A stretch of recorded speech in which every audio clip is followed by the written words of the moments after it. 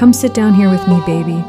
You've been asking how all this started, how Granny Bost's land came so close to leaving our hands.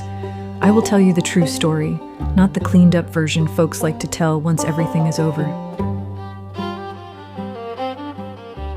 There was no drama at first, just an ordinary morning, and I did not know the ordinary was about to run out. Nothing about that morning felt tidy or fitting, once I understood what it meant. The world does not announce itself when it means to change your life. The world just changes your life. You have to either adjust or resist it. I tell you that resisting won't change a thing. I rode my horse, Backlash, along the narrow cut that curved through my Granny Bost's acreage. The narrow cut looked like somebody had tried to lay a straight line over land that never agreed to it. Even after seasons of neglect, you could still see the old hoofprints pressed into red clay. Leaves tried to fill them in. Time tried to soften them. The trail held anyway. Longleaf pines stood on both sides, tall and rough-barked, with needles fallen thick enough to hush the sound of a horse. Sweet gum and young oak crowded in, where the sun found an opening. When the branches thinned, I could see the pasture sloping down toward the branch, water moving shallow over smooth rocks like it was minding its own business. Backlash carried me, like he knew that place as well as I did. He was a Tennessee Walker gelding, chestnut and light as straw in the mane, with a narrow blaze and the most patient eyes you ever saw. I can still picture the faint scar along his flank, pale as a seam where something had cut him and healed clean. He did not waste himself spooking at shadows. He had seen too many seasons for that. Granny used to tell me, if you have to cling to a horse, you already lost the argument. She meant it two ways, I think. She meant it about riding, and she meant it about living. I rode Backlash with loose reins. I did not grip hard, because I did not have to, and because I had been raised to understand you do not get to keep what you cannot hold steady. Out on my parents' place nearer town, the fields had been worked by the Caldwell family for generations. Bright tobacco, corn, and a vegetable patch my mama looked after.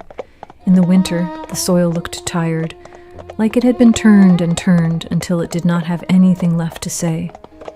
Granny's land was different. It still had shape. Fence lines ran straight, even where rails had fallen, like the land remembered what the people had tried to do with it. The split rail along the low pasture had silvered with age and leaned in places, but the corners stayed true.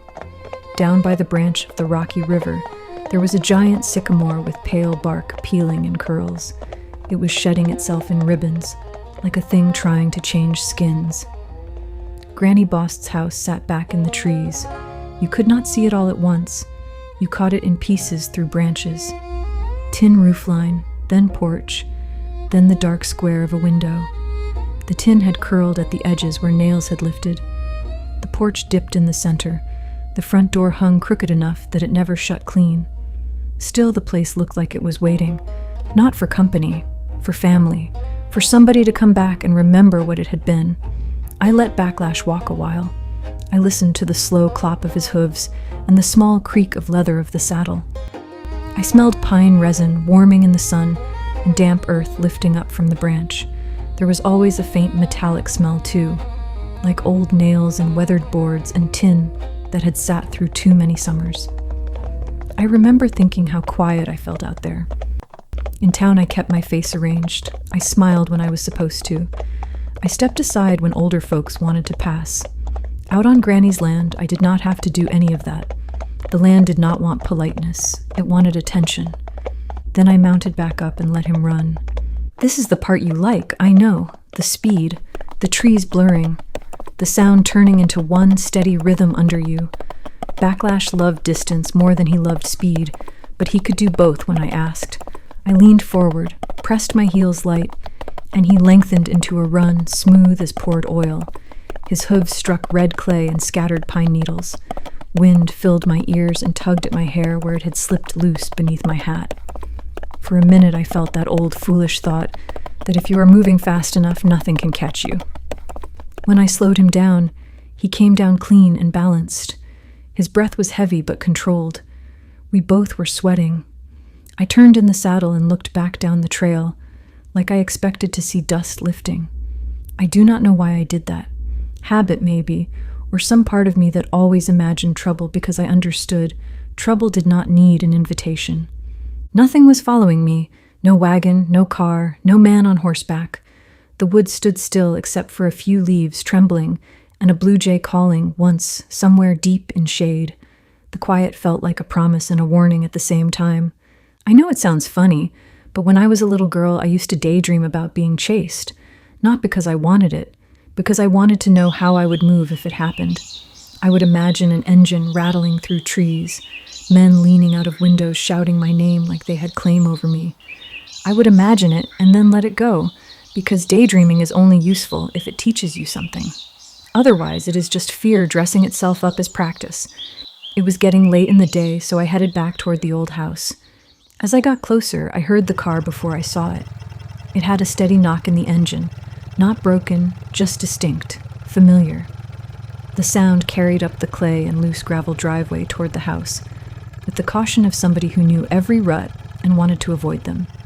A touring car came into view, dust-coated along the fenders. One headlamp set a shade dimmer than the other.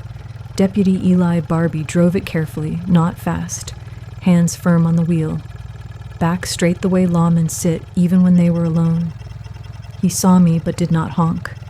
He eased up to the front of the house and cut the engine, and the quiet that came after felt thicker for having been interrupted.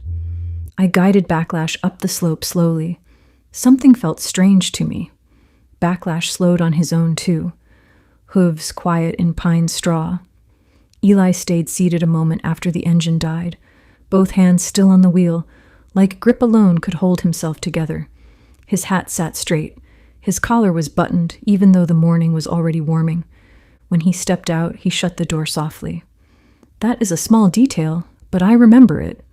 He closed it like noise might make the thing he carried heavier to bear. Eli had been around me for years in the way some men are around women in small places, always there at church suppers and town gatherings, offering to carry something, offering to walk you to the gate. He was kind and earnest, and sometimes clumsy, and he did not mean harm. His deputy badge caught the light when he moved. I remember looking at it and thinking, it still did not belong on him, the way it belonged on harder men. Not because he was weak, because the job itself was hard, and the county liked hard faces. Eli wore it anyway. He took it serious. That seriousness was part of why I never took him for granted. I stayed mounted when I reached him. I looked down at him with the old house behind him like a silent witness. Backlash flicked an ear toward Eli and went still. Eli stepped close enough for the horse's breath to reach him and press his shirt. Without saying a word, he pulled a folded sheet of paper from his shirt pocket. He held it a moment before he offered it to me. He was not being dramatic. He was reluctant, like time could be delayed by not handing it over. He said they had posted it, that is all. He did not add anything to it because he did not know how. I took the paper and opened it against the saddle horn. It made that dry sound old paper makes, brittle like it already expects to be torn. The ink sat dark and certain, courthouse words, official words that turn land into an account and time into threat. I saw the amount first. $642.18, due in 30 days. I did not read it twice. I folded it back along its original creases, neat and practiced, like folding could make it less true. I held it and looked past Eli at the house and the trees. The strangest part was how light the paper felt. That was the insult, that something so small could carry something so heavy. Eli said he was sorry. Apologies do not do much against mathematics and law, but people offer what they have. I told him it was not his fault. Not for it to comfort him, but because it really was not his. It was someone else's. Also, I said it because blaming him would have been a kind of panic, and panic wastes time. Even though I must have appeared calm, my mind had already shifted to what mattered next. Granny's hands had made that place stand after her husband died. My mother had kept it from falling in the quiet ways women do, by watching, by stretching, by refusing to let small things slide until they became big things. My father was a different story. I could already feel it in my bones, would prefer to let it go if that kept the household orderly, and kept the church folks comfortable. That thought hurt more than the notice for one quick second, because it had a familiar shape. Eli put his arms around me without asking. He did it careful-like he was afraid he might break something. I let myself lean into him, not for romance and not even for comfort exactly. Sometimes a body just needs to touch something solid when the ground has shifted and you do not yet know how far it will fall. My eyes stayed open. I looked past his shoulder at the slope of pasture and the pale sycamore down near the branch.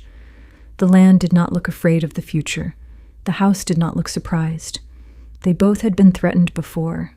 Weather, debt, hunger, and men who believed they could bargain with desperation and call it mercy.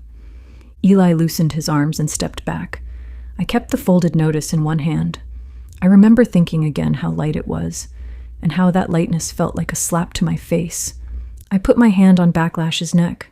He was warm and steady, and his ear flicked toward my touch, and then he went back to listening to the world. Horses do not argue with the future. They only read what is in front of them. Eli watched me like he was trying to guess what I would do next. Maybe he wanted me to say something fierce. Maybe he wanted me to tell him it would be all right so he could carry that lie back to town. I did not give him a declaration. I held the paper and looked once more at that old house where Granny had stood with flour on her hands and fatigue in her bones, still keeping a roof overhead because she would not let men or law decide what her family deserved. The wind moved through the trees. A strip of sycamore bark twisted loose and settled near the branch, pale against darker earth. It is funny what your mind saves.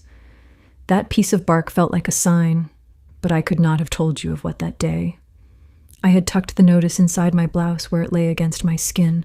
I could feel its coldness. I stood still a moment, and I will tell you the truth. I silently wished the numbers were wrong. I wished the world did not keep accounts the way it does. Then I took Backlash's reins and started walking him uphill toward the barn, the one above the house, where the boards were darker. The door frames sagged, and the loft held whatever had been saved for need. Eli stayed by his car. One hand rested on the door like he might call me back. He did not. He climbed in, started the engine, and drove away slow. Dust rose behind him, then settled again, like the land decided to hold on to the evidence of who had come by and what they had brought. I knew he would not mean to spread it, but news moved faster than intention in places like ours. I did not watch him long. I kept my eyes on the barn and the slope and that familiar seam of shadow where the loft ladder began. I did not have a full plan yet, but something hard settled in me, quiet and clear. It was not anger. It was not bravado or bravery. It was simple knowledge that if I waited for permission, I would lose. It felt, even then, like the potential of a match not yet struck. And that is where it started. After Eli left, that notice filled my head like weather. Not rain exactly, not yet, but that heavy electric feeling you get when the sky stays clear, and still something inside you knows a storm is close. I walked Backlash up to the gate and let him in with my cousin's mare, and instead of calling for my daddy to come fetch me, I started home on foot. I needed the distance. I needed time to hear my own thinking, without the sound of hooves and leather and that paper whispering in my blouse every time I breathed. By the time our house came into view, the porch light had clicked on. I could smell my father's cigar through the screen before I ever touched the door. Mama's voice came from the kitchen like everything was ordinary. Dinner ready, go wash up, the same rhythm, the same words, like the world had not shifted on its axis an hour earlier. Daddy was in the front room already, in his t-shirt and stocking feet, settled in like the day had been properly concluded. He did not look up from his chair when I came in. He did not have to. In that house you could feel what people knew and what they were refusing to know, and you learned to live inside those currents. I washed my hands at the basin and sat down at the table. Plates were filled, corn, sliced tomatoes, fat back, the usual order of things. The kind of supper that says we are fine even when we are not. I laid the folded notice beside my plate. My father saw it before I said a word. He wiped his hands on his napkin, picked up the paper, and read it slow. His expression did not change, not even a twitch at the corner of his mouth. It was one of his talents, that still face. He could make you feel childish for having a reaction. He set the paper down like it was nothing more than a church bulletin. He said those notices came every year. I told him this one said foreclosure. He nodded once, like I had mentioned the weather. He said they used that word when they wanted attention. He said it the way a man dismisses something without ever taking it in his hands. I told him the taxes had not been paid in 2 years. That is when he did that careful thing he did with objects. He aligned the paper with the grain of the table and squared it up neat, like order on wood could restore order in the world. Then he said he did not farm that land. He said he was not paying the county for acreage that sat idle. He said if the county wanted it, they could come claim it themselves. I reminded him it was Mama's family's land, the Bost's land for generations. He looked at me then, not angry, not unkind, just certain. He told me I was a Caldwell. He said we already had more land than we could manage. He said he would not sell pasture to satisfy a clerk's timetable. His voice never rose. That was the part that made it worse. When a man hollers, you can argue back. When he stays calm like that, it feels like he is already done with you. Mama kept her eyes on her plate. She said soft as prayer that my father knew what he was doing. I remember feeling the air thin in the room, like somebody had closed up all the windows. I told them it was not just pasture. I told them it was Granny's place. It was history. It was a roof that had kept us dry when we were not owed anything by anybody. Daddy pushed his chair back and said we were not going to discuss government threats over supper. Then he stepped onto the porch. The screen door snapped shut behind him, and a second later the orange flare of his cigar lifted in the dusk. The house settled into a quieter shape right then. You could feel it, like the walls had decided what kind of night it would be. Mama started gathering plates, even though nobody had finished eating. She moved the way she always moved when she needed to do something with her hands, so her face would not have to tell the truth. She did not look toward the porch. After a minute, she said, almost to herself, that he had never paid those taxes. I looked up at her and asked if she knew. She said she always knew. It was not bitterness in her voice. It was fact, plain as salt. She said he saw no sense in paying for land that did not serve him. I told her it served us. Mama stood there with a dish towel in her hands, still for a moment, like she was measuring something in her mind. Then she walked down the back hall. I heard a drawer open, wood sliding against wood. When she came back, she was holding a small notebook wrapped in cloth. The edges softened with age, like it had been carried and handled and kept close through years, when keeping anything was an act of will. She set it on the table between us. She told me it had been Granny's. She told me Granny kept it for when the farm could not carry itself. I did not touch it at first. I just stared at it like it might bite. Mama said my father did not bend. Then she said something I have never forgotten. She said Granny did not wait for bending. Out on the porch, the screen door creaked, and Daddy shifted in his chair like he was making sure we were still inside and still behaving. Mama did not look toward him. She did not flinch. She left that notebook right there between us, and in that moment I understood the decision had already been made, and it was not my father's. I did not open it that night, but I did not sleep either. It is getting late, dear. I am tired, but I will tell you more next time you come by to visit me.